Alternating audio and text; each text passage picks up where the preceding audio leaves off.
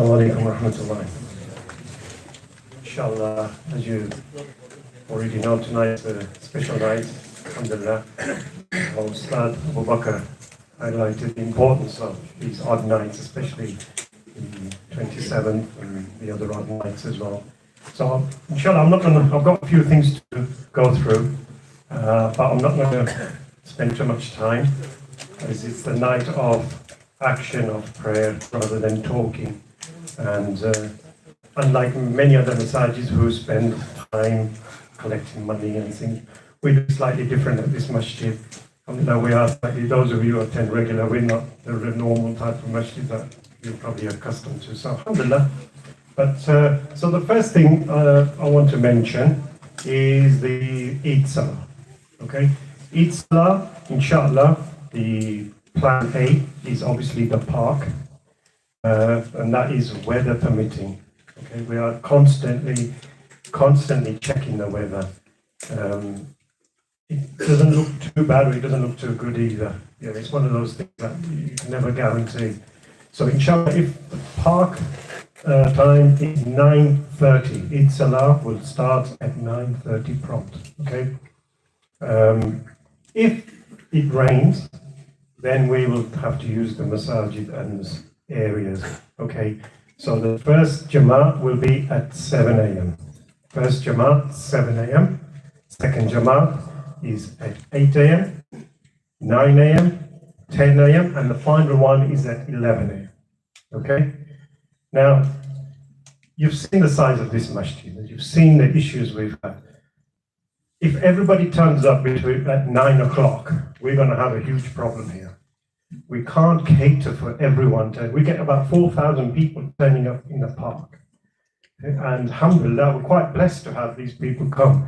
But we cannot cope as a masjid, and we cannot do justice to you as a masjid with that number of people turning up at 9 o'clock or 9:30 or 10 o'clock. Please try to stagger. If it's raining, you'll be waiting outside.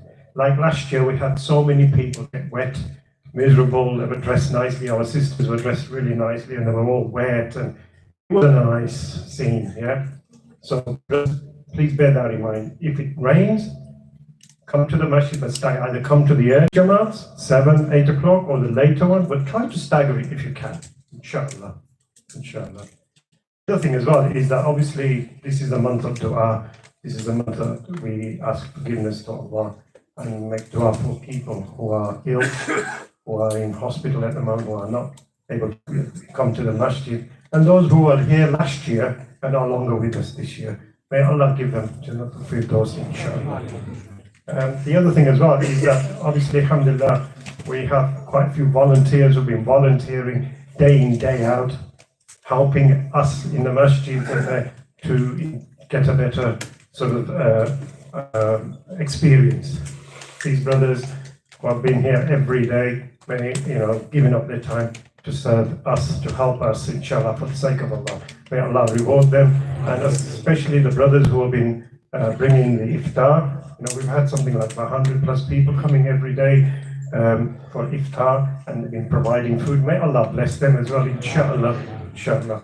The other thing I wanted to mention, this I'm going to take a little bit of time, is obviously you've heard the du'as for one particular du'a that we've been making in winter, which is for the suffering Muslims around the world, including Sudan, Yemen, and various other parts of the Muslim world. But one particular, obviously, is in our hearts at the moment, is Gaza. Okay? As a community, sometimes we feel.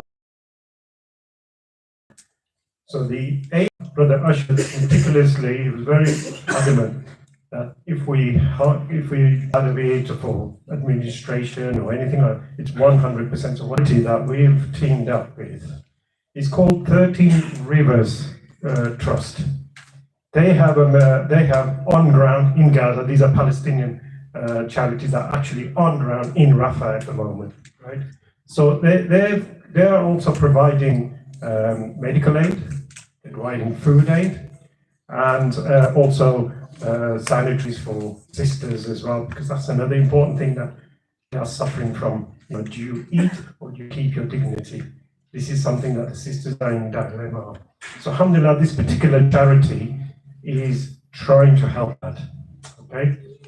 This particular charity, inshallah, will be doing baby food packs for young babies and children, inshallah. They had a very successful one that we teamed up with before, and they managed to distribute about 15,000 pounds worth of baby food in Gaza itself. They are currently leasing a piece of land, okay? As you know, the hospitals are totally destroyed now. Most hospitals, they don't exist. So what this particular charity has done is leased a piece of land, and what they're going to do is they're going to set up a temporary, when I say temporary, a medical trauma center, okay, like in a tent, because at the moment there's Rafah is still under threat from the Israelis. They want to go in, despite what the international communities are saying. They want to go in, and where will these people go? Allahu Akbar. It's hard to think. So they can pack up and move, if you understand what I'm saying. So these medical equipment and everything will be in these tents, and they'll be trying to treat people in Rafah itself. Okay, so I'm just elaborating because a lot of people ask these questions, and it's very hard individually to explain to everyone. So collectively, so you all know what's happening, inshallah. So these things are going, and they're started already. These things have started already, okay? Now, on the humanity, this is what they're doing. It's happening on the borders, the truck drivers are involved in it, some of the officials are involved. This is the situation that we're in. Security, because there's no security, there has been wiped out. So it's free for all, and then it's very difficult. So what this particular charity is doing is they will go into Gaza and from Rafah and buy the stuff. It's like twice as expensive. So, for instance, if the baby powder is £10 in Cairo to buy a pack, it'll be £20 in Gaza, in Rafah. But at least they've got it. It's going to be distributed, and they are with the people who are going to do the work, inshallah. So this is very important you understand. It's not something that just happens automatically.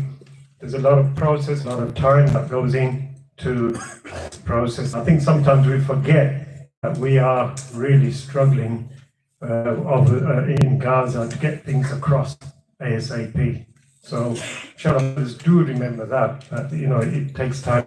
So now what we're doing is, obviously, I'm not going to ask for pledges because some of us will ask for pledges. We're not going to do that because it's a night of prayer, of worship, inshallah. So I would like you, before you leave, inshallah, to donate. If you can't donate today, please commit yourself, make intention that you want to come, because your money is going to go directly. Like I said, we're having a medical treatment center bin. We're going to have food packs for babies and sanitary for sisters as well. So this particular charity will be dealing with that, and it's 100% charity. I can't emphasize anymore. This is something that we've now dedicated for the next couple of nights, inshallah. As the masjid, we've taken a back step. Even some of the other charities, we're going to push this forward and rely on you brothers, inshallah, to help our brothers in Gaza. At least